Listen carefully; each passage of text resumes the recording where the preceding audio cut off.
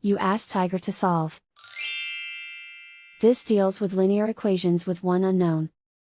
The final result is x equals 4. Let's solve it step by step.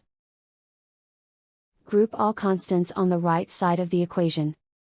Add 10 to both sides.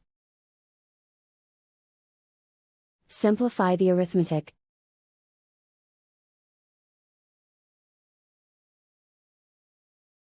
Isolate the x. Divide both sides by 4. Simplify the fraction.